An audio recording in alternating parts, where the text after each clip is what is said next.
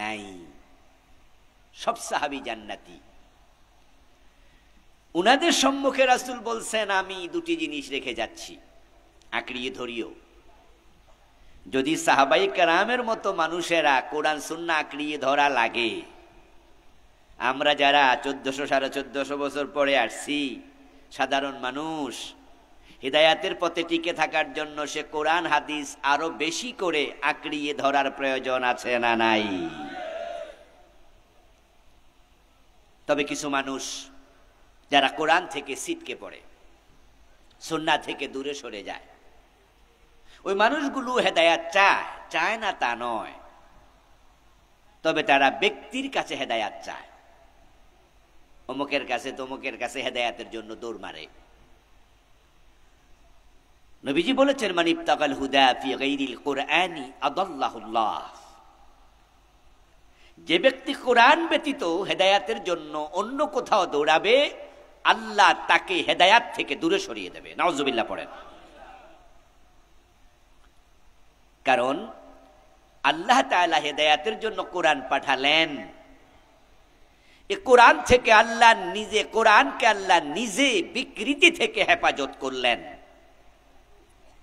কোরআন যেভাবে নাজিল হয়েছিল সেভাবে অবিকৃত অবস্থায় এখনো আছে কিনা?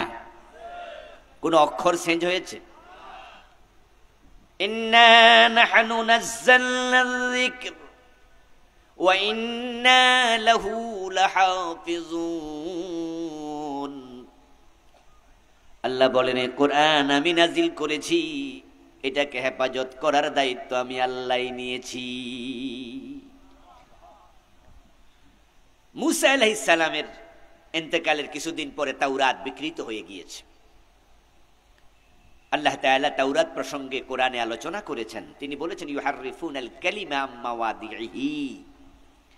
ইহুদিরা, খ্রিস্টানেরা, ইহুদিরা তাওরাতকে, খ্রিস্টানরা ইনজিলকে বিকৃত করেছে। ইউহাররিফুন, তাহরিফ করেছে। ঈসা আলাইহিস সালামের তিরোধানের আকাশে ওঠার কিছুদিন পরেই ইনজিল বিকৃত হয়ে গেছে। মুসা আলাইহিস সালামের ইন্তেকালের কিছুদিন পরে তাওরাত বিকৃত হয়ে গেছে। তাই তাওরাত থেকে, ইনজিল থেকে হেদায়াত পাবে না তারা, এটা অবিকৃত নাই। কিন্তু নবীজি চলে গেছেন, 1400 1450 বছর হয়ে গেল। আল্লাহ বলে, আমি হেফাজত করব। কোরআন আগের মতো অবিকৃত আছে না নাই? এরপরও যদি কোরআনের কাছে হেদায়াতের জন্য আপনি না যান, তো আল্লাহ কি আপনার উপর রাগ করবেন না? এজন্য আমরা কোরআন থেকে, হাদিস থেকে কথা শুনবো। আল্লাহ তাআলা আমল করার নিয়তে বলার এবং শোনার তৌফিক দাও। আবার বলেন আমিন। আমার প্রিয় ভাইয়েরা, আমি যে আয়াতে কারিমা তেলাওয়াত করেছি, চলুন আমরা সেই আয়াত থেকেই কথা শুরু করি। আল্লাহ তাআলা বলছেন, ইন্নামাল মুমিনুন, শুধুমাত্র তারাই তো মুমিন, আল্লাযীনা আমানু বিল্লাহি ওয়া রাসূলিহি, যারা আল্লাহ এবং রাসূলের উপর ঈমান এনেছে। সুম্মা লাম ইয়ারতাবু, অতঃপর ঈমান আনার পর কোনদিন ঈমানের ব্যাপারে সন্দেহ করে নাই। আল্লাহ এবং রাসূলের ব্যাপারে তারা সন্দেহ করে নাই, ঈমানের ব্যাপারে সন্দেহে পড়ে নাই। তাহলে এই আয়াত দ্বারা বোঝা যায়, কিছু লোক ঈমান আনার পরেও আবার সন্দেহ করতে পারে। ঈমান আনার পরে ঈমান পরিত্যাগ করে কাফের হয়ে গেছে, এমন ঘটনাও আছে না নাই? পৃথিবীতে মুরতাদের সংখ্যা কিন্তু কম নয়। তাসলিমা নাসরিন নাম শুনেছেন? আমাদের বাংলাদেশের মানুষ। তাসলিমা নাসরিন কি জন্মসূত্রে হিন্দু ছিল? কথা বলতে হবে তো। খ্রিস্টানের মেয়ে ছিল? কার মেয়ে ছিল? মুসলমানের সন্তান ছিল। সে কি ক্লাস 5-6 থেকেই মোরতাদ হয়ে গেছিল? না, বড় হওয়ার পরে মেডিকেলে পড়েছে। তার বাবা মুসলিম, তার মা মুসলিম, কিন্তু এক পর্যায়ে গিয়ে মেয়েটা ধর্ম ত্যাগ করলো। অনুরূপভাবে বাংলাদেশে আহমদ শরীফ নামে একজন লোক ছিল। তিনিও ধর্ম ত্যাগ করে নাস্তিক হয়েছেন, মুরতাদ হয়েছে। এই জাতীয় মুরতাদ কি বাংলাদেশে 2-3 জন না আরো আছে? আরো আছে। তারা তাদের ঈমানের ব্যাপারে সন্দেহ পড়েছে। তাদের বাবা থেকে মা থেকে যে ইসলাম তারা পেয়েছিল, জীবনের এক পর্যায়ে গিয়ে তারা ভাবছে যে আসলে এটা সঠিক নয়। এজন্য আল্লাহ বলছেন, আল্লাযীনা আমানু বিল্লাহি ওয়া রাসূলিহি, যারা আল্লাহ এবং রাসূলের উপর ঈমান আনলো, সুম্মা লাম ইয়ারতাবু, ঈমান আনার পরে তারা অবিচল ছিল, অটল ছিল, ঈমানের ব্যাপারে কখনো সন্দেহে পড়ে নাই। এরপর আল্লাহ তাআলা আবার বাকি অংশে বলছেন, ওয়াজাহাদু বিআমওয়ালিহিম ওয়া আনফুসিহিম ফি সাবিলিল্লাহ, ঈমান আনার পরে তারা চুপ করে বসে থাকে নাই, তারা আল্লাহর রাস্তায় জান এবং মাল দিয়ে জিহাদ করেছে। কি করছে? কি করেছে? জোরে বলেন, কি করেছে? জিহাদ করেছে। কে বলতেছে? বলেন না প্রিয় ভাইরা, কে বলেছেন? জিহাদ করছে। তো জিহাদ না জঙ্গিবাদ? জিহাদ না সন্ত্রাস? গত 15-16 বছর 17 বছরে তো আমাদের টেলিভিশন চ্যানেলগুলোতে কত রকমের বক্তৃতা শুনেছি, তারা জিহাদকে জঙ্গিবাদ আখ্যায়িত করতে চেয়েছে। জিহাদ লেখা আছে এমন বই পাইলে জঙ্গির মামলা দিত। টেলিভিশন চ্যানেলগুলোতে বিভিন্ন সময় জঙ্গি গ্রেফতারের নাটক সাজাতো, আপনারা দেখেছেন। সেখানে নিউজগুলোতে টেলিভিশন চ্যানেলের স্ক্রিনে আমরা দেখতাম, নিচে আসছে অমুক জায়গায় 5 জন জঙ্গি ধরা পড়ছে, তাদের সাথে 5টা হাত বোমা পাওয়া গেছে, 5 কেজি গান পাউডার পাওয়া গেছে এবং 10টা জেহাদি বই পাওয়া গেছে। এমন নিউজ কি আপনারা দেখেন নাই? সর্বশেষ শব্দটা কি ছিল? জেহাদি বই। বোমা পাওয়া যেমন অপরাধ, বোমা তৈরির পাউডার, গান পাউডার পাওয়া অপরাধ, জেহাদি বই পাওয়াও তাদের কাছে কি সমান অপরাধ। আরে জেহাদ কি সন্ত্রাসবাদ না ইবাদত? জেহাদ কি জঙ্গিবাদের নাম না ইবাদতের নাম? হ্যাঁ, যারা সিভিলিয়ান তাদের কাছে যদি বোমা থাকে, আমরা বলবো তাদেরকে অ্যারেস্ট করো। বোমা থাকবে সেনাবাহিনীর কাছে যুদ্ধের জন্য। বোমা বানানোর জন্য যদি গান পাউডার থাকে সিভিলিয়ানের কাছে, আমরা বলবো অ্যারেস্ট করো। কিন্তু জেহাদি বই থাকলে এটাকে জঙ্গিবাদ বলবা, অ্যারেস্ট করবা। জেহাদি বই থাকলে তাকে নফরত করবা, ছোট করবা, এটা আমরা হতে দেব না। কারণ কোরআনের মাঝে জেহাদের আয়াতের সংখ্যা প্রায় 500। কোরআন হচ্ছে সবচেয়ে বড় জেহাদি বই। নবীজি সাল্লাল্লাহু আলাইহি ওয়াসাল্লাম 27টি যুদ্ধে সেনাপতি ছিলেন। তিনি বলেছেন, আনা নবিয়্যুল মালহামা। রাসূল বলে, আমি হচ্ছে যুদ্ধের নবী। আল্লাহ বলছেন, ইয়া আইয়ুহান নবিয়্যু হাররিদিল মুমিনিনা আলাল কিতাল। হে রাসূল, আপনি মুমিনদেরকে যুদ্ধের জন্য উৎসাহিত করুন। আমার প্রিয় ভাইয়েরা, একজন সাহাবীর নাম আপনি খুঁজে পাবেন না ইসলামের ইতিহাসে, যেই সাহাবী সক্ষম ছিলেন কিন্তু যুদ্ধের মাঠে যান নাই। বরং সাহাবীদের চরিত্র ছিল, তারা দিনের বেলায় ঘোড়সাওয়ার ছিলেন, তলোয়ার হাতে নিয়ে যুদ্ধের মাঠে, রাতের বেলায় দাঁড়িয়ে যেতেন যায় নামাজে। সকল সাহাবী ছিলেন মুজাহিদ। একজন ছিল অন্ধ সাহাবী, উনার নাম আব্দুল্লাহ ইবনে উম্মে মাকতুম রাদিয়াল্লাহু তাআলা আনহু। উনার জীবনী পড়ে দেখলাম যে উনি যুদ্ধের মাঠে শহীদ হয়েছেন গাজওয়ায়ে কাদিসিয়াতে। অন্ধ সাহাবী যুদ্ধের মাঠে শহীদ। যদি ঘরের কোণে বসে থাকতো তাহলে কি যুদ্ধের মাঠে শহীদ হতো? অন্ধ ছিলেন, চোখে দেখতেন না। ওমর তখন খলিফা। ফারুক আযম ওমর রাদিয়াল্লাহু তাআলা আনহুর কাছে গেলেন। তিনি, ও আমিরুল মুমিনিন, আপনি তো গজওয়ায়ে কাদিসিয়াতে মুজাহিদ পাঠাচ্ছেন, আমি আপনার কাছে দরখাস্ত নিয়ে এসেছি, আমাকেও যুদ্ধের মাঠে পাঠাতে হবে। হযরত ওমর রাদিয়াল্লাহু তাআলা আনহু বললেন, ও ভাই আমার অন্ধ, তলোয়ার হাতে নিয়ে যুদ্ধ করতে পারবা না, চোখে তো দেখো না, যুদ্ধের মাঠে কেন যেতে চাও বুঝলাম না, সেখানে তোমার কামটা কি, তুমি গিয়ে করবেটা কি?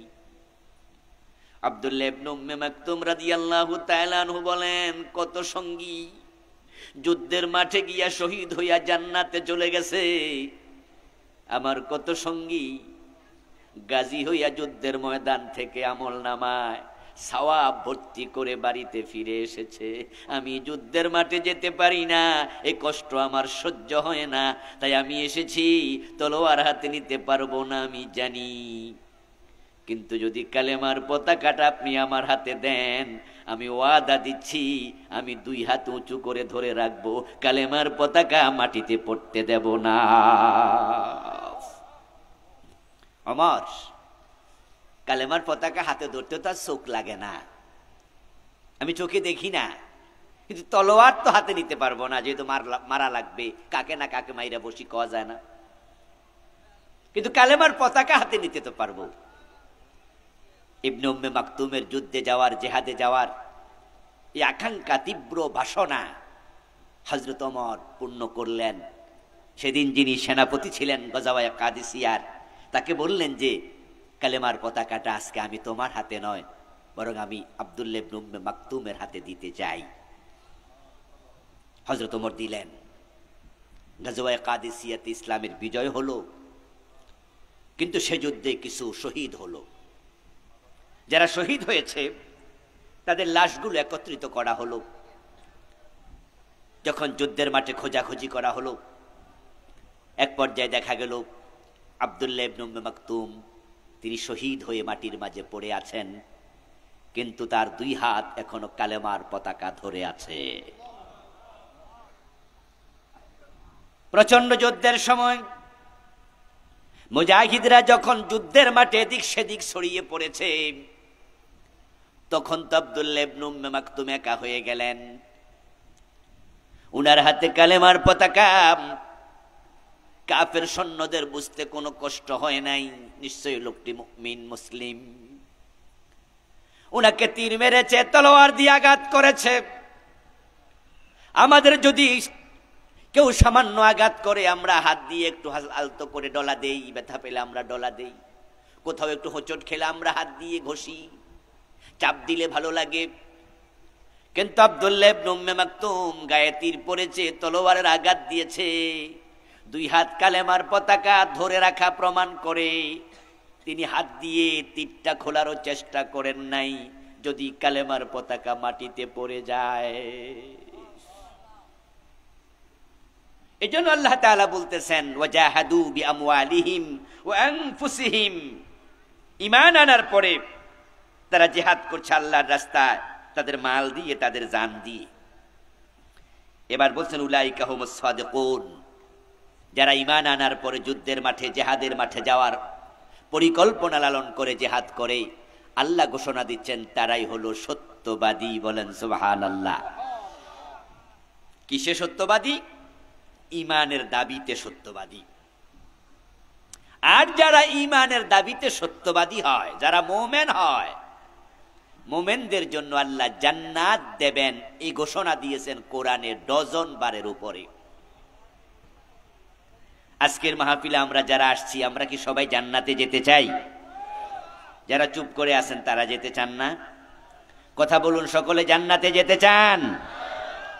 জান্নাতে যেতে হলে ঈমান এবং জিহাদ, এই 2টি বিষয়কে সামনে রাখতেই হবে। আমাদের বাংলাদেশে ঈমানদার আলহামদুলিল্লাহ অভাব নাই, আমরা দাবি করছি সবাই আমরা মুমিন। কিন্তু জিহাদের কথা শুনলে আমাদের মাঝে অনেক ভাইয়ের চেহারা কালো হয়ে যায়। আমি এমন অনেক খতিবকে পেয়েছি যাদের জুমায় 12 বছরের ভিতরও জেহাদ প্রসঙ্গে একদিনও ওয়াজ করেন নাই। এমন মাদ্রাসার প্রিন্সিপাল পেয়েছি, এমন পীর সাহেব পেয়েছি, মুহাদ্দিস পেয়েছি, বক্তা পেয়েছি, যাদের আলোচনার বিষয়ে জিকির থাকে, সালাত থাকে, সিয়াম থাকে, পর্দার কথা থাকে, হালাল হারাম থাকে, ইসলামের বিভিন্ন অনুষঙ্গ থাকে, কিন্তু তাদের মাহফিল ও তাদের বক্তৃতাও জিহাদের আলোচনা পাওয়া যায় না। লক্ষ লক্ষ মুরিদ আছে পীর সাহেব হুজুরের, প্রতিটা মাহফিলে জিকিরের তালিম হয়। আপনাদের কাছে আমি জানতে চাই, কোরআনে জিকিরের কথা নাই? তা আমরা যারা কোরআন বিশ্বাসী, আমরা কি জিকির অস্বীকার করতে পারি? তাহলে আমার কথা জিকিরের বিরুদ্ধে নয়। বুঝতে গিয়ে কি করে পেছ লাগাইয়া দেয়। তাহলে এই হুজুর তো বলছে পীর সাহেব হুজুর জিকিরের তালিম দেয়, তাহলে বোঝা গেল জিকির মনে হয় বালা না। আরে দোস্ত, আমার প্রশ্ন হচ্ছে, যে জিকিরের কথা কোরআনে আছে, ওই জেহাদের কথা কোরআনে আছে না নাই? আপনি জিকির ধরলেন, জেহাদ কেন ধরলেন না? আমরা কি ইসলামকে আংশিক মানতে চাই না পূর্ণাঙ্গ? ফজরের নামাজের ফরজ কয় রাকাত? সবাই বলুন না, কয় রাকাত? কেউ যদি প্রথম রাকাত পড়ে 20 মিনিট লাগাইয়া সূরা ইয়াসিন দিয়া, দ্বিতীয় রাকাত না পড়া বাড়ি চলে যায়, সওয়াব হবে 50%, ঠিক না? কত? তো প্রথম রাকাতটা খুব সুন্দর করে পড়লো। এজন্য আল্লাহর বক্তব্য, ফাতুমিনুনা বিবাদিল কিতাবি ওয়া তাকফুরুনা বিবাদিন ফামা জাযাউ মান ইয়াফআলু যালিকা মিনকুম ইল্লা খিজিয়ুন ফিল হায়াতিদ দুনিয়া ওয়া ইয়াউমাল কিয়ামাতি ইউরাদ্দুনা ইলা আশাদ্দিল আযাব। তোমরা এই কোরআনকে দুভাগে ভাগ করিও না, কোরআনটা পূর্ণ একটাই রাখো। কোরআনের কিছু মানবা, কিছু মানবা না।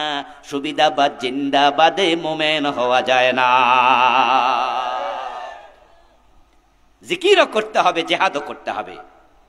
সাহাবারা জিকিরও করেছে, তলোয়ার হাতে নিয়ে যুদ্ধের মাঠেও গিয়েছে। এই জন্য তারা সবাই জান্নাতি মানুষ, সবাই জান্নাতি মানুষ। আরে এভাবে প্রতিটি মাহফিলে আমরা সাহাবায়ে কেরামের আদর্শ উজ্জীবিত হতে বলি, প্রতি মাহফিলে। এই যে গত আপনার অক্টোবরের 2 তারিখ থেকে কন্টিনিউ মাহফিল শুরু করছি, আজ পর্যন্ত কোনো গ্যাপ হয়নি। একদিনে 2টাও করছি, কালকেও 2টা করেছি। আমার মনে পড়ে না যে আমি একটা মাহফিলেও এই কথাগুলো বলিনি যে সাহাবাদের মতো হন, তাদের মতো উজ্জীবিত হন। প্রতিটাতেই বলি, প্রতিটাতেই। এরপরও আমাদের কিছু আলোচনা 1 সেকেন্ড, 5 সেকেন্ড, 10 সেকেন্ড, 1 মিনিট কাইটা কয় উনারা সাহাবী বিদ্বেষী। যে সাহাবাদের আদর্শ উজ্জীবিত হতে বলি, তাদের মতো জিহাদের তলোয়ার নিয়ে যুদ্ধে যেতে বলি, তাদের মতো শাহাদাতের আগ্রহ প্রকাশ করতে বলি, তোমরা যারা আমাদেরকে সাহাবা বিদ্বেষী বলো, তোমাদেরকে আখেরাতে আল্লাহর আদালতে আসামির কাঠগড়ায় দাঁড়াতে হবে। তোমরা মিথ্যা অপবাদ দানকারী, তোমরা তোহমতদাতা।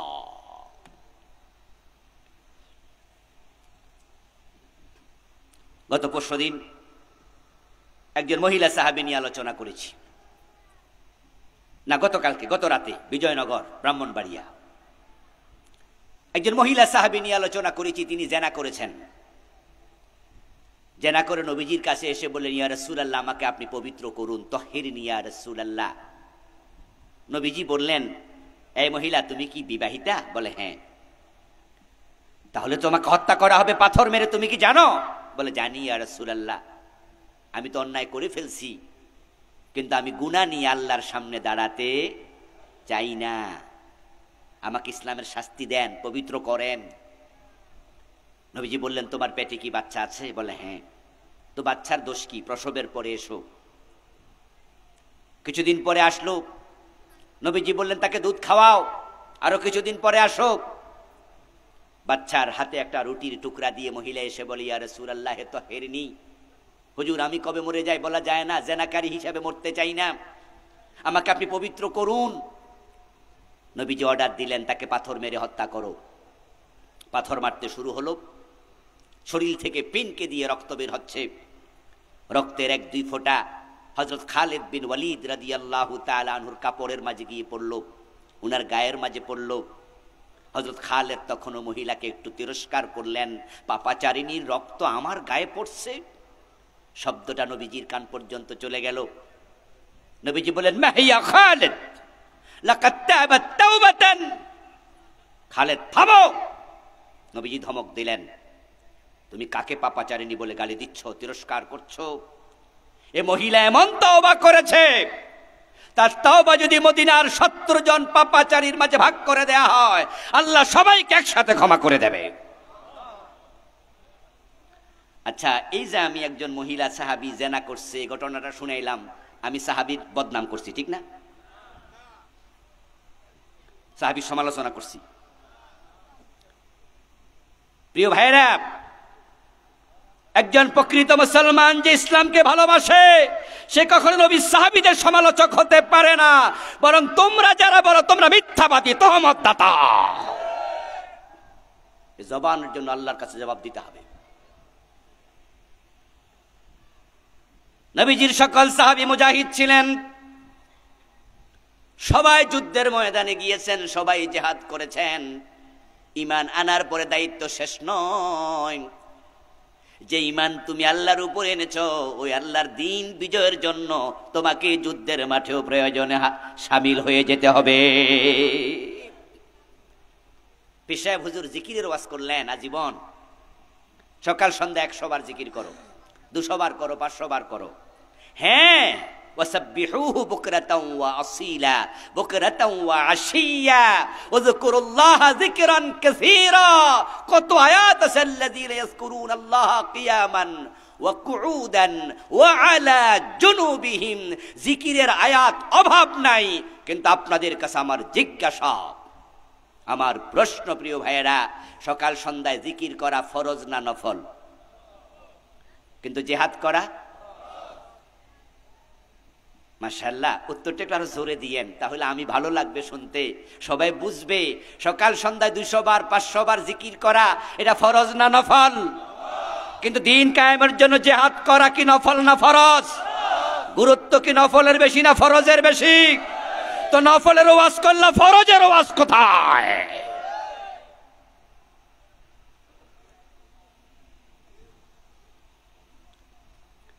আরে ভাই, নফলের ওয়াজ করলে নামাজ রোজা এগুলো ফরজ, জেহাদও ফরজ। নামাজও ফরজ, জেহাদও ফরজ। মসজিদে গেলে কল্লা যায় না, মসজিদে গেলে রক্ত যায় না, মসজিদে গেলে চোখ যায় না, হাত যায় না, কিন্তু জেহাদের মাঠে গেলে জীবনটা পর্যন্ত চলে যায়।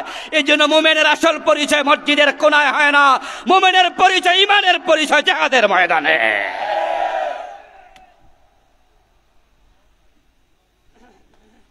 মুনাফিকরাও নামাজে যেত, কিন্তু যুদ্ধের মাঠ থেকে পালিয়ে যেত। ইযা কামু ইলাস সালাতি কামু কুসালা। আল্লাহ তাআলা মুনাফিকদের নামাজ প্রসঙ্গে কোরআনে বললেন, মুনাফিকরা যখন নামাজে দাঁড়ায় তারা অলস ভঙ্গিতে দাঁড়ায়। মুনাফিকরা নামাজে যেত, নবীজির পিছনে দাঁড়ায় আব্দুল্লাহ ইবনে উবাইও নামাজ পড়েছে। মুনাফিকরা মিলে মদিনায় একটা মসজিদও বানাইছে আলাদা, এটার নাম কি ছিল? মসজিদে দেরার। আল্লাহ নবীজিকে বলছে মসজিদটা আপনি ভাঙ্গা দেন, নবীজি এটা ভেঙে দিয়েছে। মুনাফিকদের মাথায় টুপি ছিল, তারাও মুখে দাঁড়িয়ে রেখেছে, তারা মুসলমান স্বাস্থ্য আসলে মুসলমান না।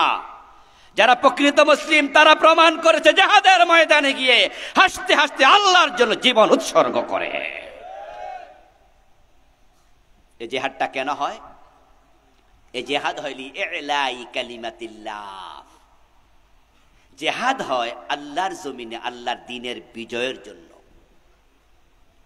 নবীজি বলেছেন, আল ইসলামু ইয়ালু ওয়া লা ইউলা আলাইহি। ইসলাম হচ্ছে এমন একটি ধর্ম যেটা পৃথিবীতে বিজয়ী হতে এসেছে, পরাজিত হতে নয়। হাদিস, আমি আবার বলছি, আমাদের প্রিয় নবীর ঘোষণা, আল ইসলাম ইয়ালু, ইসলাম বিজয়ী হবে। ওয়ালা ইউলা আলাই, ইসলাম পরাজিত হবে না, পরাজিত হতে আসে নাই। আপনাদের সাথে আমার বিনয়ের সাথে প্রশ্ন, বাংলাদেশের 54 বছর বয়স, এদেশে ইসলাম 54 বছর ধরে বিজয়ী না পরাজিত? যারা বোঝেন তারা জবাব দেন, ইসলাম বাংলাদেশে বিজয়ী অবস্থায় আছে না পরাজিত?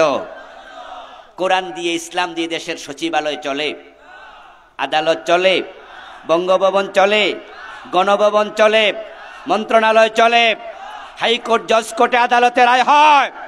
কোরআন দিয়ে অর্থনীতি চলে, কোরআন দিয়ে শিক্ষানীতি চলে। এখানে ব্রিটিশ আইন বিজয়ী। 54 বছর বাংলাদেশ যারা চালাচ্ছে তারা ব্রিটিশ লয়ে চালাচ্ছে। আল্লাহর আইন হচ্ছে কেউ চুরি করলে হাত কেটে দাও, ব্রিটিশদের আইন হচ্ছে চুরি করলে জেলে দাও। যদি ইসলাম বিজয়ী থাকতো তাহলে কি জেলে দিত না হাত কাটতো? বাংলাদেশে কি জেলে দেয় না হাত কাটে? জেলে দেয়। নবীজি মুহাম্মদ সাল্লাল্লাহু আলাইহি ওয়াসাল্লাম তো বললেন, আমি কোরআন এবং হাদিস সুন্নাহ রেখে যাচ্ছি, যতদিন তুমি সত্যের উপরে থাকতে চাও ও দুটাকে আঁকড়াইয়া ধরো। এখন নবীজির হাদিসে আছে যে কেউ মদ পান করলে তাকে 80 বেত্রাঘাত করো। আর বাংলাদেশের আইন, ব্রিটিশ আইন হলো যদি অনুমতি নিয়ে মদ খায় কোনো অসুবিধা নাই, আর যদি অনুমতির বাহিরে মদ খায় তাহলে জেলে দাও। তাই যারা হোটেল সোনার গায়ে খায় তাদের জেল হয় না, যারা রাস্তায় দাঁড়ায় খায় পুলিশ নিয়ে তাদেরকে জেলে দেয় 15 দিন, 20 দিন, 1 মাস পরে ছাড়া পায়। ইসলামের আইন হলো 80 বেত। 54 বছরের বাংলাদেশে মাদক সেবীকে 80 বেত দিয়েছে এমন আদালত একটাও কি আছে? এতে প্রমাণ হয় এখানে ইসলাম বিজয়ী না পরাজিত। আচ্ছা, এই যে ইসলাম বাংলাদেশে পরাজিত, এই জন্য কি আল্লাহর কাছে আমাদেরকে জবাব দিতে হবে না? আরে ভাই, এটা যদি ইন্ডিয়া হতো তাহলে আল্লাহ আমাদেরকে হাসরের ময়দানে যদি জিজ্ঞাসা করতে, এই জবাব দাও, আমি তো বলেছি আনাকিমুদ্দিন ওয়ালা তাতাফাররাকু ফি, দিন কায়েম করো, ইসলামকে বিজয় করলি, ইউযহিরাহু আলাদ-দীন কুল্লি, কাতিলুহুম হাত্তা লা তাকুনা ফিতনা ওয়া ইয়াকুনা আদ-দীনু কুল্লুহু লিল্লাহ। আমি বলেছিলাম দিন বিজয় করো, ফিতনা দূর করো, কিতাল করো। কি করছো? তো ভারতের মুসলমানরা বলবে, আল্লাহ আমরা তো এখানে সংখ্যায় অল্প ছিলাম, আমরা তো 10-12% ছিলাম, বাকি তো 88-90% ছিল হিন্দু, বৌদ্ধ, ইহুদি, খ্রিস্টান। তো আমরা তোমার দিন কেমনে বিজয়ী করি এটা তো তুমিও জানো আল্লাহ, আমরা পারি নাই। আল্লাহ তখন বলবে, ওকে, ঠিক কথা। কিন্তু বাংলাদেশের মুসলমানদেরকে জিজ্ঞাসা করলে কি বলতে পারবেন যে এখানে মুসলমান ছিল না? এখানে তো আমরা 92% মুসলমান। এখন এই দেশে ইসলাম বিজয়ী না হওয়ার জন্য এদেশের মুসলমানদের দায়ভার আছে না নাই? এই জন্য তো আমরা দিন বিজয়ের কথা বলি, জিহাদের কথা বলি। সমাজে অন্যায় অনাচার চলবে আর আপনি চুপ করে মসজিদের কোনায় জিকির করবেন, চলবে না। এরপরও কেউ কেউ বলো, হুজুর ইসলাম কায়েম হয় নাই, দিন বিজয়ী হয় নাই, তবে আমরা তো দোয়া করছি আপনারা লাইগা, আপনারা যান, আমরা আছি, তো আসেন। কয় না না, আমরা দোয়া করতেছি। আর ইসলাম বিজয় হোক এদেশে কে না চাই? যে আমার সামনে আপনারা বসে আছেন, আমি জানি ইসলাম বিজয় হোক কে কে চান। এটা বললে সবাই হাত তুলবে, একজনও বাদ থাকবে না। কিন্তু যদি বলি তাহলে বিজয়ের জন্য আর সবাই একসাথে চলেন, তখন আবার কেউ কেউ বলবো, হুজুর তাহলে একটু বউয়ের সাথে পরামর্শ করে আসি।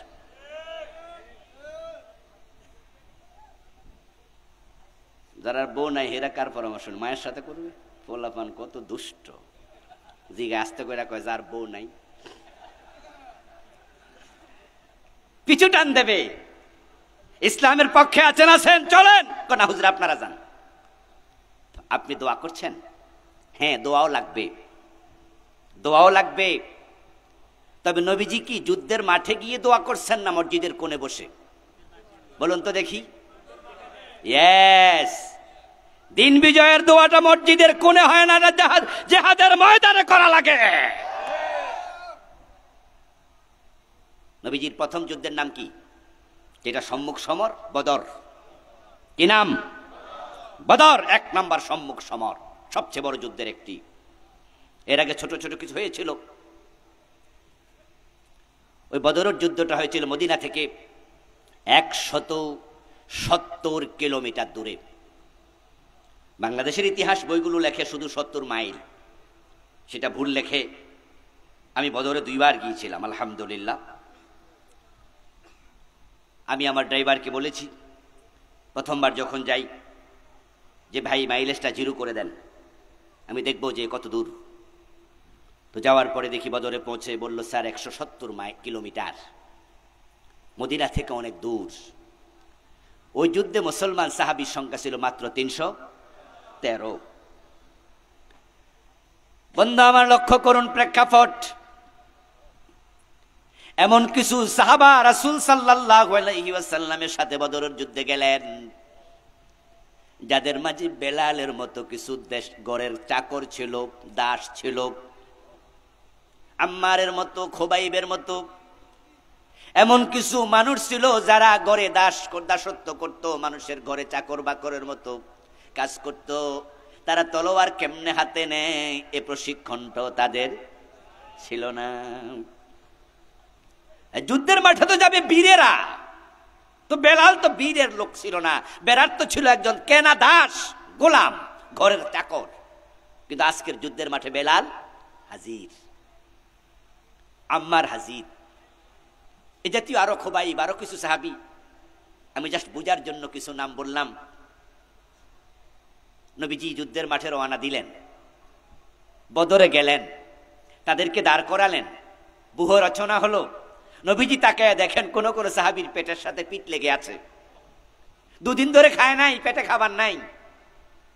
কারো কারো শুধু হাঁটু থেকে নাভি পর্যন্ত ছেঁড়া কাপড় আছে, গায়ে কাপড় চাদরটাও নাই, কারো কারো হাতে তলোয়ারটাও নাই, শুধু খেজুর গাছের ডাল আলোয়া খাড়াই রয়েছে। আচ্ছা, সাহাবাদের যে এই অপ্রস্তুত অবস্থা, এটা নবীজি কি জানতেন না? প্লিজ কথা বলতে হবে। রাসূল জানতেন তো? আল্লাহ তাআলা যখন উনাকে নির্দেশ দিলেন যুদ্ধে যান, নবীজি তখন তো সাহাবাই কেরামকে নিয়ে মসজিদের কোনায় ঢুকে বলতে পারতেন যে আল্লাহ, আমরা আবু জেহেলদের সাথে যুদ্ধে পারবো না, ওরা অনেক লোক, ওরা অনেক বাহাদুর, তারা অনেক দুর্ধর্ষ, তাদের তলোয়ার আছে বড় বড়, ওদের ওঁট আছে, ঘোড়া আছে, এবং আবু জেহেল সেখান থেকে মক্কা থেকে 1000 লোক নিয়ে আসতেছে। আল্লাহ, আমাদেরকে এত বড় দায়িত্ব দিও না। আল্লাহ, আমরা দোয়া করি, তোমার ক্ষমতার অভাব নাই, মরুভূমিতে একটা সাইমম জ্বর তুলে দাও, জ্বরের মাধ্যমে ওদেরকে কুপকাত করে দাও, পরাজিত করে দাও। সাহাবারা বলতো আমিন আমিন আমিন। নবীজি কি মসজিদের কোণে ঢুকে দোয়াটা করছেন না যুদ্ধের মাঠে গেছেন? এখন দিন বিজয়ের জন্য আমাদের যুদ্ধের মাঠ পর্যন্ত প্রয়োজনে যাওয়া দরকার আছে না নাই? নাকি শুধু মসজিদে দোয়া করলে হইব? দোয়া লাগবে, তবে জায়গা মতো যাইয়া। নবীজি চলে গেলেন। তিনি জানেন আল্লাহর সাহায্য পাওয়ার জন্য আল্লাহর সত্য হচ্ছে তানসুরুল্লাহ ইয়ানসুরকুম, যদি তোমরা আল্লাহকে সাহায্য করো দেন আল্লাহ তোমাদের সাহায্য করবেন। আল্লাহর সাহায্য মানে হলো দিনের জন্য সামনে আগাও। মানুষ যখন 1 বিঘত আগায়, আল্লাহ তখন 1 হাত আগায় আসে। আগে শুরু করো তোমরা। নবীজি চলে গেলেন যুদ্ধের মাঠে, ব্যূহ রচনা হলো।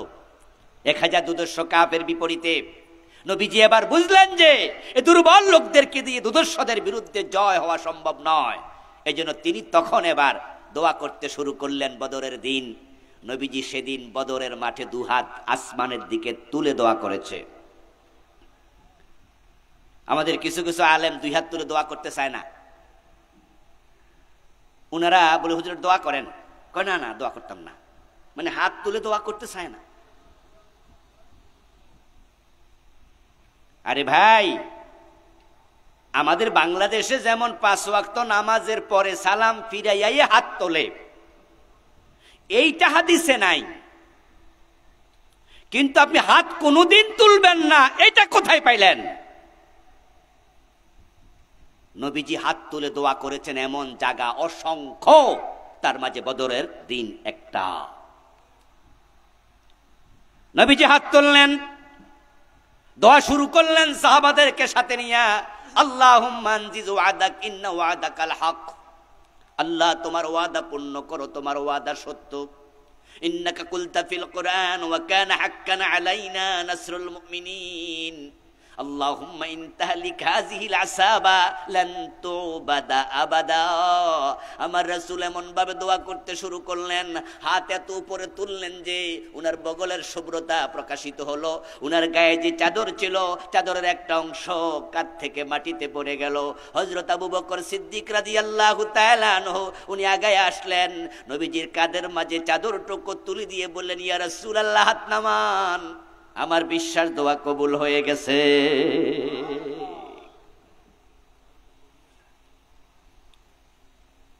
তার দোয়া করতে হবে, হে আল্লাহ তোমার ওয়াদা সত্য, তুমি কোরআনে বলেছো ওয়া কানা হাক্কান আলাইনা নাসরুল মুমিনিন, মুমিনদেরকে সাহায্য করে এটা তোমার দায়িত্ব।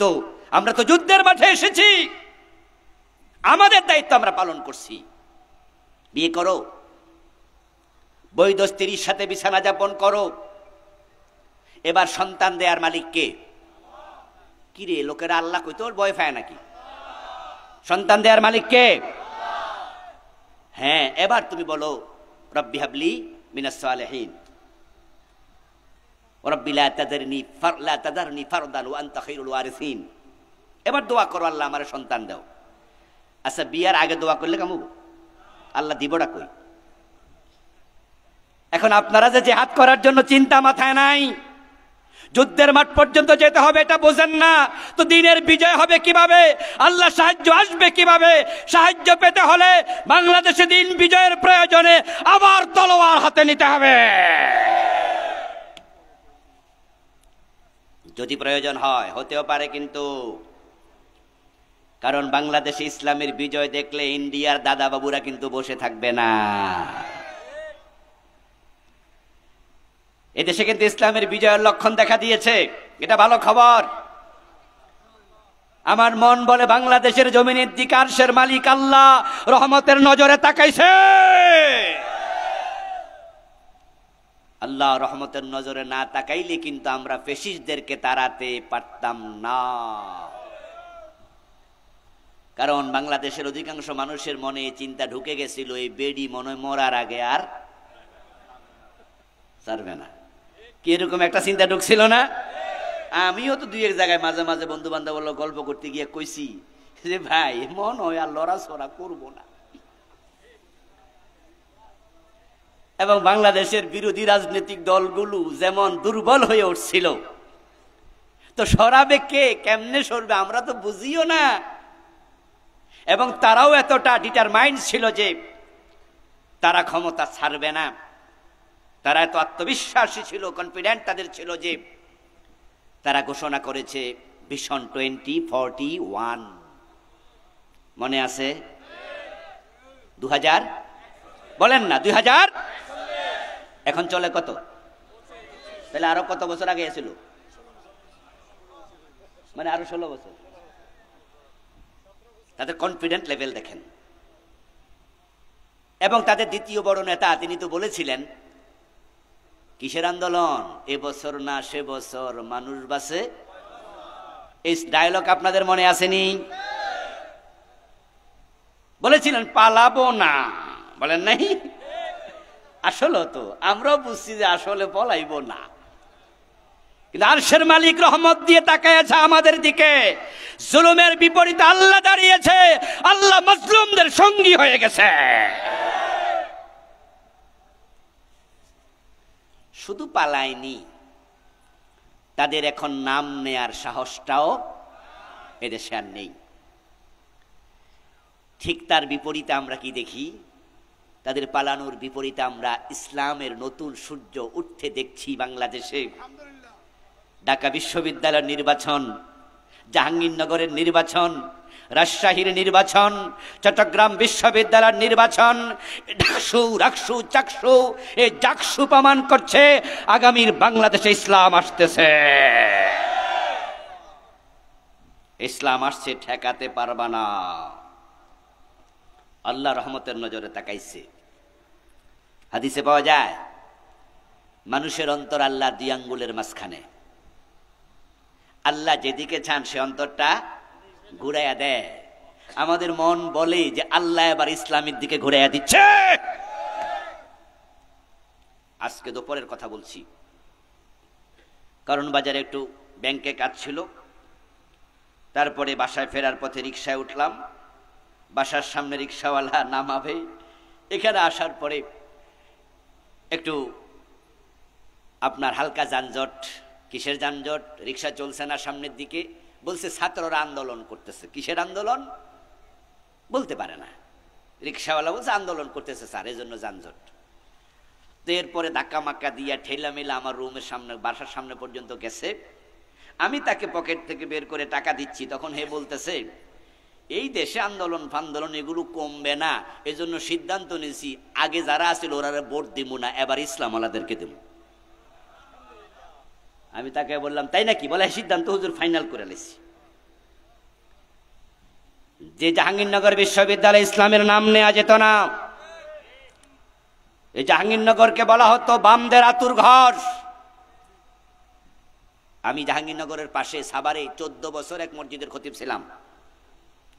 এই সুবাদে জাহাঙ্গীরনগরের মাটি আমার খুব পরিচিত জায়গা। কত ডজন ডজন বার গিয়েছি, বাচ্চা কাচ্চা নিয়ে বিকালে ঘুরতেও যেতাম, অতিথি পাখি দেখতে যেতাম, পাশেই তো থাকি। ওখানে ইসলামের নামে একটা সাবজেক্ট নাই, এখনো নাই। ইসলামের ইতিহাসও নাই, ইসলামিক স্টাডিজও নাই, আরবি সাহিত্য নাই। মনে হয় যেন এক বিচ্ছিন্ন দ্বীপ, এবং পরিবেশ এতটা নোংরা। একটা ছেলে 100 জন মেয়েকে দর্শন করে দর্শনের সেঞ্চুরি সেলিব্রেট করেছে, উদযাপন করছে। জসিমউদ্দিন মানিক মুরব্বী খুব মনে রাখছে নাম সহ। আসলে মানিক না, এটা সাই। সাই বোঝেননি? কয়লা, কয়লা, এটা কি মানিক? কিন্তু আমরা কি দেখলাম? আলহামদুলিল্লাহ এবারের নির্বাচনে ওই জাহাঙ্গীরনগর ইসলামওয়ালাদেরকে বিপুল বুড়ে পাশ করিয়েছে। ডাকসুতে তাই হয়েছে। 4টি বিশ্ববিদ্যালয় নির্বাচন বড় বড় একসাথে পাশ করা প্রমাণ করে এবার আল্লাহ যুবক যুবতীদের অন্তরটা ইসলামের দিকে ঝুঁকিয়ে দিছে।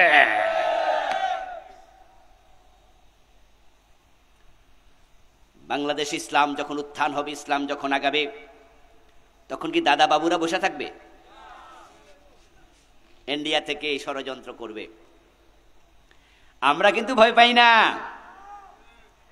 আমরা এই ভিডিওর মাধ্যমে ইন্ডিয়া দাদা বাবুদেরকে মেসেজ দিতে চাই, আমাদেরকে ভয় পাওয়াতে পারবা না।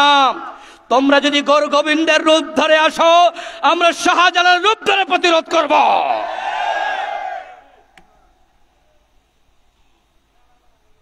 গাজওয়ায়ে হিন্দের জন্য জিহাদি মনোভাব তৈরি করা দরকার আছে না নাই? নাসরুম মিনাল্লাহি ওয়া ফাতহুন করিব। ইসলাম যখন সমাজে আসবে, এই রাষ্ট্রে ইসলাম কায়েম হবে, তখন দরজা খুলে ঘুমাতে পারবেন, চুরি হবে না। আর যদি কেউ চুরি করে ইসলামী আইনে তার হাত কেটে দেয়া হবে। আমরা এমপি মন্ত্রী কাউকে ছাড় দেব না।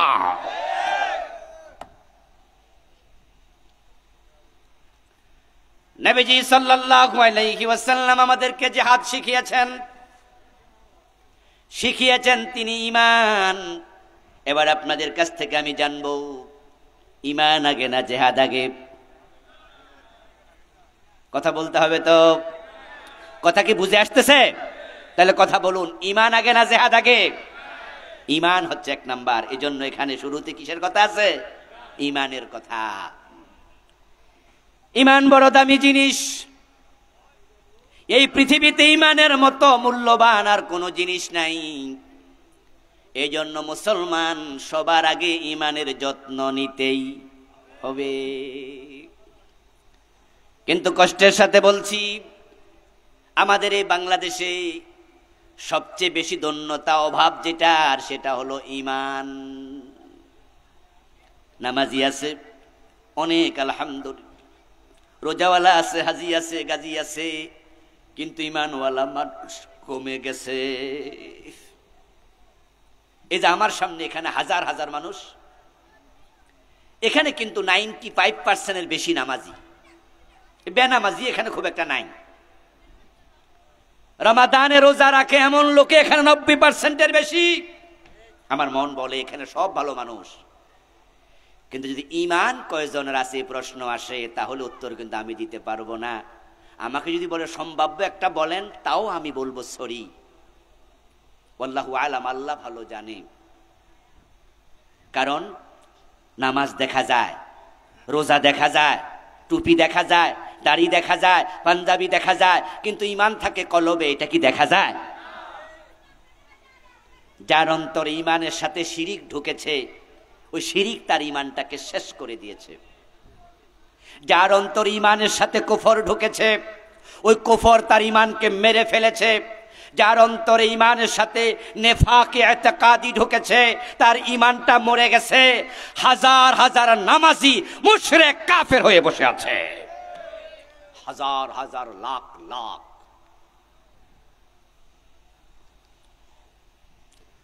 নবীজি এর জন্য বলছেন, ইয়াতি আলান নাসি জামানুন ইয়াজতামিউনা ফিল মাসাজিদি লাইসা ফীহিম মুমিনুন। এমন একটা জামানা আসবে, যে জামানার মানুষগুলো মসজিদে জামাতের সাথে নামাজ পড়বে, কিন্তু ওই মসজিদে একজনেরও ঈমান থাকবে না। ইমামেরও ইমাম সাহেবেরও ইমাম নাই, মুয়াজ্জিনেরও নাই, মুসল্লিরও নাই। এমন একটা জামানা আসবে। নবীজি আরো বলছেন, তাকুনু বাইনাস সাআতি ফিতান কাকতাইল লাইলিল মুসলিম ইউসবিহু ফিহা আর-রাজুলু মুমিনান ফায়ুমসি কাফিরা ওয়া ইউমসি মুমিনান ফায়ুসবিহু কাফিরা। এমন একটা জামানা আসবে, যেই জামানার মানুষগুলো সকাল বেলায় মুমিন থাকবে, সন্ধ্যা বেলায় কাফের হয়ে যাবে। আপনাদের কাছে আমার জানতে চাওয়া, যারা বুঝেন তারা একটু অনুমান করে বলেন আর কি, সে জামানা আসবে না এসে গেছে? মসজিদে মানুষ নামাজি থাকবে, মুমিন থাকবে না, একজনও না। এমন মসজিদ বাংলাদেশে আছে না নাই? ঢাকার বকশীবাজারে গেলে পাবেন কাদিয়ানীদের মসজিদ, 5 ওয়াক্ত নামাজ হয়, ইমামও কাদিয়ানী, মুয়াজ্জিনও কাদিয়ানী, মুসল্লিও কাদিয়ানী। মুমিন আছে কয়জন? কে কোন জায়গায় কাফের হয়ে যায় বলা কঠিন। এই যে কয়দিন আগে আমাদের একজন নেতা টেলিভিশন চ্যানেলের সাক্ষাৎকারে তিনি দুনিয়ার মানুষকে জানান দিয়ে দিলেন, তিনি ঘোষণা দিয়ে বললেন, আমরা শরিয়া আইনে বিশ্বাস করি না। আচ্ছা, এই জাতীয় একটা সাক্ষাৎকার কি আপনারা শুনেছেন? যারা শুনেছেন তারা একটু আওয়াজ করে বলেন, শুনেছেন? তাহলে এখানে হাজার হাজার লোক শুনেছে। আচ্ছা, শরিয়া আইনে বিশ্বাস না করলে ঈমান থাকে? ঠুস করে ঈমানটা চলে গেল। এখন বলুন তো, যারা শরিয়া আইনে বিশ্বাস করে না, ওদেরকে যদি আপনি সাপোর্ট করেন, তাদের পক্ষ নেন, আপনার খবর কি? খুব জটিল। কাফের হওয়ার জন্য আল্লাহর পণ্য কোরআন অস্বীকার করা লাগে না, বরং কোরআনের একটা অক্ষর অস্বীকার করলো তার ঈমান আর থাকবে না। এই জন্য নামাজ, রোজা, হজ, যাকাত সব লাগবে, কিন্তু সবার আগে ঈমান, সবার আগে ঈমান। আব্দুল্লাহ ইবনে উবাই নামাজ পড়তো, রোজা রাখতো, নবীজির পিছনে দাঁড়ায় নামাজ পড়েছে, কিন্তু সে জাহান্নামে থাকবে ফেরাউন এবং নমরুদেরও নিচে। কারণ তার দাড়ি ছিল, টুপি ছিল, নামাজ ছিল, কিন্তু ঈমান ছিল না। নবীজি বলছেন, মান ক্বালা লা ইলাহা ইল্লাল্লাহু সুম্মা মাতা আলাইহি দাখালাল জান্নাহ।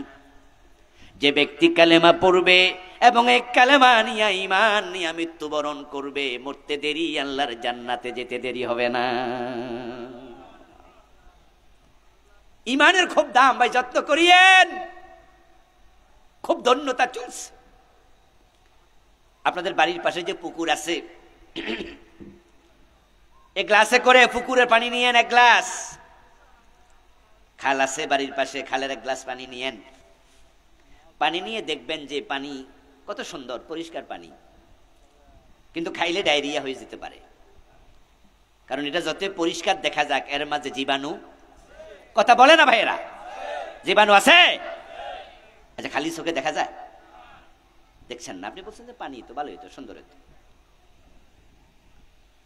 ও দোস্ত, সামনে টুপিওয়ালা, দাড়িওয়ালা 92% মুসলমান, অভাব নাই।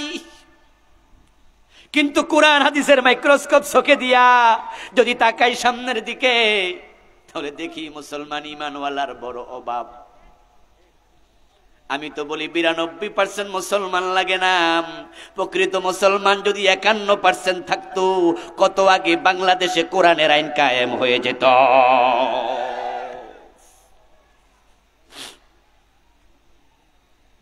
বরং এগুলো ভোটার লিস্টের মুসলমান,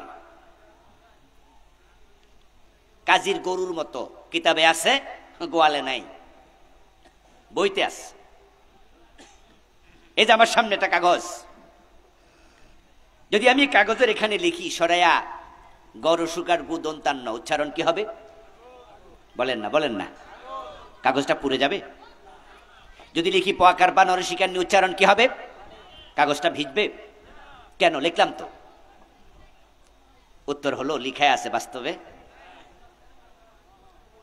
বাস্তব আগুন হলে পুড়ে যেত, বাস্তব পানি হলে ভিজে যেত। আরে 92% মুসলমান লাগে না। যদি 51% বাস্তব মুসলমান থাকতো, কত আগে আল্লাহর দিন বিজয় হয়ে যেত।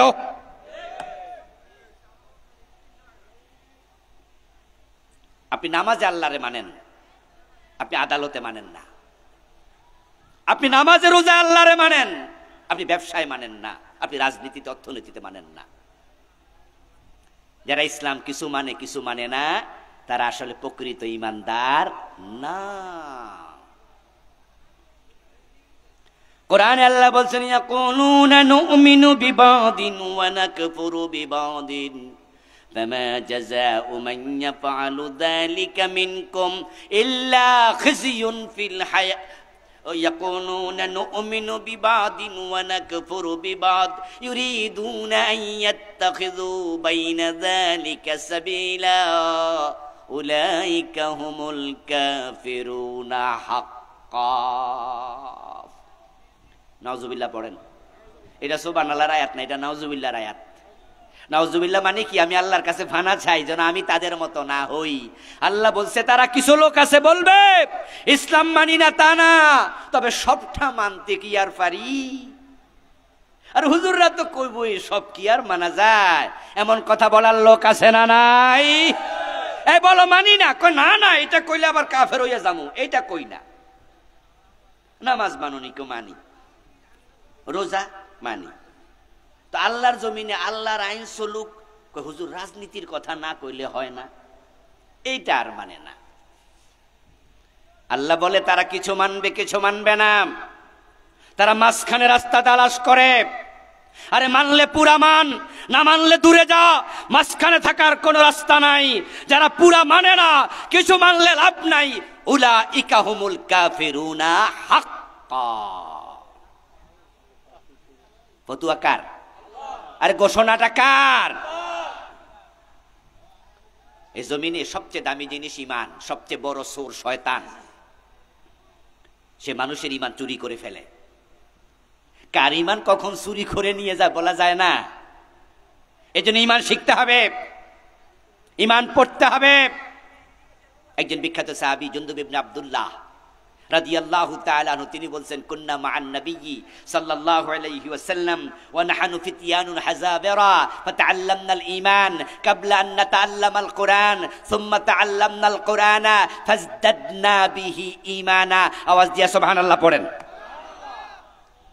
জুনদুব বলেন, আমরা কতিপয় যুবক নবীজির সাথে ছিলাম, আমরা রাসূল থেকে ঈমান শিখেছি কোরআন শিখার আগেই। আগে কি শিখেছি? তাআল্লামনাল ঈমানা ক্বাবলা আন নাতাআল্লামাল কুরআন। কোরআন আমরা শিখেছি, তবে কোরআন শিখার আগে কি শিখেছি? তাহলে ঈমান কি শুধু আনার জিনিস না শিখার জিনিস? ইয়েস, ঈমান শিখার জিনিস, তারপরে আনার জিনিস। সুম্মা তাআল্লামনাল কুরআনা, তারপর আমরা কোরআন শিখেছি, ফাজদাদনা বিহি ঈমানা, আমাদের কোরআন শিখার পর ঈমান আরো বেড়ে গেছে। দোস্ত আমার, হাজার হাজার লাখ লাখ মানুষ জান্নাতে যাবে শুধু ঈমানের কারণে। ঈমান এনেছিল, আমল করার টাইমটাও পায় নাই, কিন্তু জান্নাত পেয়ে যাবে। আবার কত মানুষ আছে আমলের অভাব নাই কিন্তু জান্নাত পাবে না, কারণ তাদের আমল ছিল আসলে ঈমানটাই ছিল না। নবীজি সাহাবী নবীজির কাছে হাজির হলেন মাথাটা নিচু করে। আতান নবিয়্যা রাজুলুন মুকান্না বিল হাদিদ, মাথার উপর একটা লৌহ বর্ম ছিল, অথবা মাথাটা নিচু করেছেন, নিচু করে রাসূলের কাছে আসলেন। যুবক মানুষ, অমুসলিম, এসে বলছি ইয়া রাসূলুল্লাহ আউসলিমু আম কাতিল? قال أسلم ثم قاتل فأسلم ثم قاتل فقتل فقال النبي عليه السلام عمل قليلا وأجر كثيرا رواه البخاري। চিৎকার দিয়ে সুবহানাল্লাহ পড়েন ভাইয়া। ধৈর্য হারা হচ্ছেন না তো? আমরা কিছুক্ষণ কথা বলে শেষ করবো ইনশাআল্লাহ, উঠাউঠি করবেন না। নবীজির কাছে যুবক এসে বলছে, হে রাসূল, আমি আপনার কাছে এসেছি ইসলাম গ্রহণ করতে, ঈমান আনতে, কিন্তু দেখতে পাচ্ছি আপনি যুদ্ধের মাঠে রওনা দিয়েছেন। আমি আপনার কাছে এখন জানতে চাই, আমি কি আপনার সাথে যুদ্ধে যাব নাকি আমি কালেমা পড়ে মুমিন হব? এখনো কি মুমিন হইছে? বন্ধুগণ কথা বলতে হবে তো। মুমিন হইছে কিন্তু যুদ্ধে যাওয়া লাগে, এখনো বোঝে যে ঈমান আনার পরে যুদ্ধে যেতে হয়। এটা ঈমান আর আগে টের পাইছে, ঈমান আর নাই নে বুঝা লাইছে। আর আমরা ঈমান আনছি 70 বছর আগে, এখনো জিহাদের কথা শুনলে চেহারা কালো হয়ে যায়, মজা লাগে না।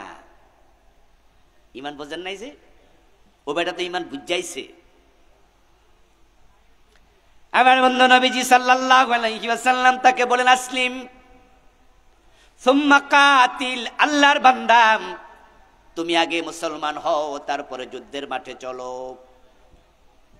ওই লোক যুদ্ধের মাঠে চলে গেল কালেমা পড়ার পরে। ওই যুদ্ধের পরে যারা শহীদ হলো সেই যুদ্ধে নবীজি সাল্লাল্লাহু আলাইহি সাল্লাম তাদের লাশগুলো একত্রিত করতে বললেন। নবীজি তাদের লাশগুলো দেখতে গেলেন। সামনে আগায়া দেখতে পান ওই যুবক যে কিছুক্ষণ আগে ঈমান আনছে তার লাশটাও পড়ে আছে। নবীজি তার কাছে গিয়ে বললেন আমিলা কালিলান ওয়া আজরা কাসীরা, এই লোকটা আমল করেছে সামান্য কিন্তু বড় পুরস্কার নিয়ে জান্নাতে চলে গেছে। ভাই সুবহানাল্লাহ বলতে মন চায় না? ও লোকটা কি নামাজ পড়ার টাইম পেয়েছে?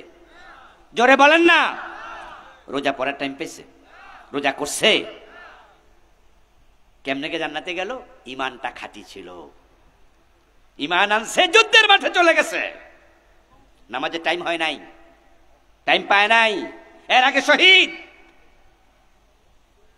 আর আব্দুল্লাহ ইবনে উবাই এত নামাজ কালাম পড়ো জাহান্নামে সবার নিচে। বুঝতে হবে ইসলাম, বুঝতে হবে ঈমান। ইসলামের প্রথম শহীদ হযরত সুমাইয়া বলেন রাদিয়াল্লাহু তাআলা আনহা। উনার শাহাদাত কি মদিনায় না মক্কায়? মক্কায়। নামাজ ফরজ হয়েছে দ্বাদশ সনে, মেরাজের রাতে, হিজরতের 1 বছর আগে, মা সুমাইয়ার শাহাদাতের অনেক বছর পরে। তাহলে মা সুমাইয়া ফরজ নামাজ কি পড়তে পেরেছেন? কিন্তু শহীদ হয়ে তিনি কোথায় আছেন? কথা বলে না কেন, কোথায় আছেন? রোজা ফরজ হয়েছে 2য় হিজরিতে, হজ ফরজ হয়েছে 8ম হিজরিতে, যাকাত ফরজ হয়েছে 2য় হিজরিতে, সুমাইয়ার শাহাদাতের অনেক পরে। কিন্তু সুমাইয়া জান্নাতি, অলরেডি জান্নাতের নিয়ামত পাচ্ছে। শহীদরা জান্নাতে জীবিত, ইনদা রাব্বিহিম ইরযাকুন, তারা রিজিক পাচ্ছে।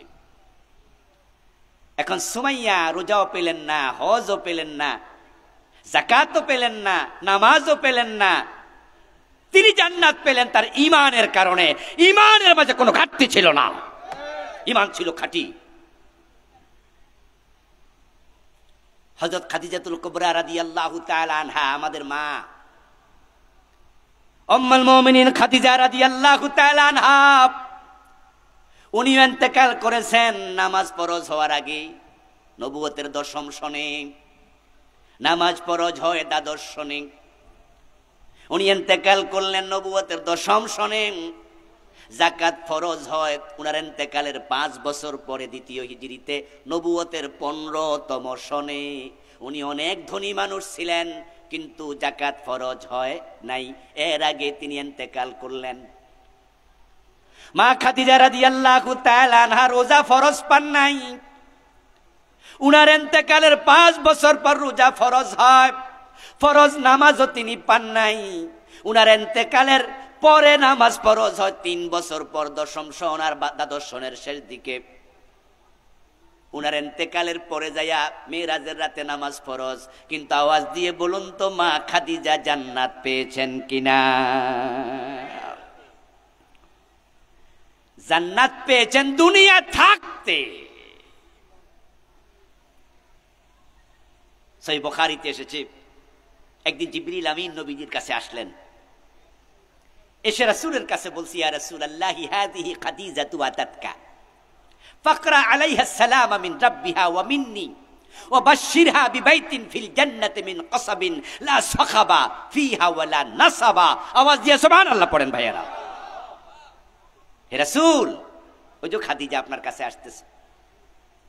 খাদিজা যখন আপনার কাছে আসবে, আপনি খাদিজাতুল কুবরাকে আল্লাহর পক্ষ থেকে সালাম দিয়েন।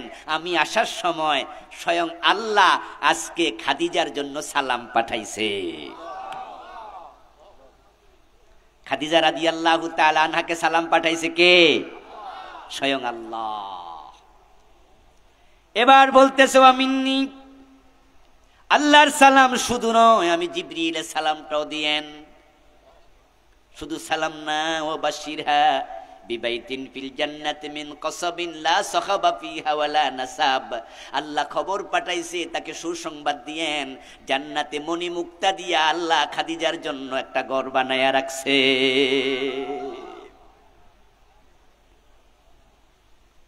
প্রশ্ন হতে পারে, মা খাদিজা তো রোজা ফরজ হওয়ার আগে মরে গেলেন, নামাজ ফরজ হওয়ার আগে ইন্তেকাল করলেন, হজও হলো না। মা খাদিজার বাড়ি কোথায়? মক্কায়।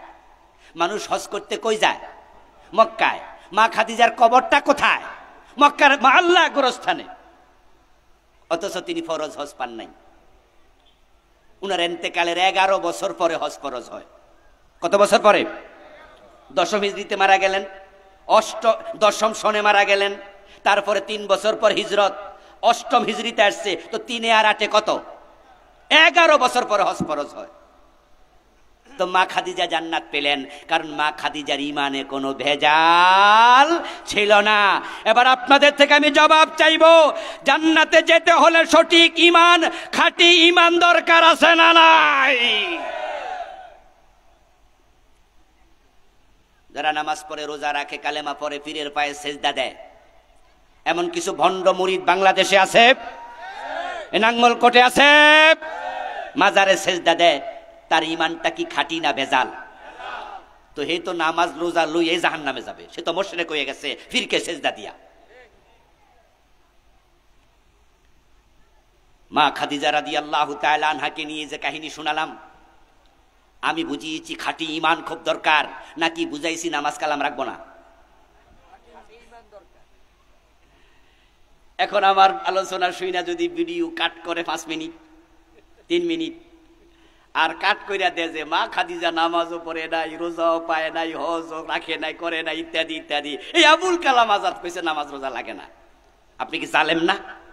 আপনি জালেম হবেন না? আমার আলোচনা হয়েছে এখানে 1.5 ঘন্টা 1 ঘন্টা, আর আপনি 1 মিনিট শুনে আপনি ফতুয়া দিয়া দিবেন? আজকে বাংলাদেশের একজন বড় আলেমকে ফতুয়া দিতে দেখেছি, কথা বলতে দেখেছি। এ প্রসঙ্গে আমাদের একজন ভাই মা খাদিজাকে নিয়ে কোথায় কোন আলোচনায় বলেছিলেন কি, এটাকে সামনে নিয়ে আজকে তাকে এমন গালি দিয়েছে, এমন জঘন্য গালি, যে গালি মুসলমানের মুখে আসতে পারে না। প্রিয় ভাইরা, আসুন না, আমরা জান্নাতমুখী যদি হতে চাই, তাহলে ইমানকে ভেজাল মুক্ত করি। যেই ইমানে শিরিক ঢোকে ওই ইমান নষ্ট হয়ে যায়, যেই ইমানে কুফর ঢোকে সেই ইমান নষ্ট হয়ে যায়, যেই ইমানে নেফাক ঢোকে সেই ইমান নষ্ট হয়ে যায়।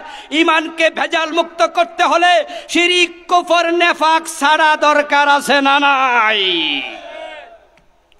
এনে আমার লেখা বই আছে। আলহামদুলিল্লাহ আমি 8টি বই লিখেছি। এটা হলো শিরকের উপরে। এতে আমি বাংলাদেশে চলমান 29টা শিরিক লিখেছি। এ বইটি লিখেছি কুফরের উপরে। বাংলাদেশে চলমান 56টি কুফর সংক্ষেপে লিখেছি। এর মাঝে নেফাকের 28টি আলামতও লিখেছি। বেদাত নিয়ে লিখেছি, এটাতে বাংলাদেশে চলমান 38টা বেদাত লিখেছি। নবীজির জীবনের উপরে একটি বই লিখেছি গতবার। সালাতের উপরে লিখেছি, পরিবারের উপরে, মেরাজের উপরে। আমার গাড়িতে এখানে আছে, কালো গাড়িতে। যাওয়ার সময় যারা লেখাপড়া জানেন তাদেরকে অনুরোধ করব, নিয়ে যাবেন, পড়বেন, পড়াবেন, জানবেন।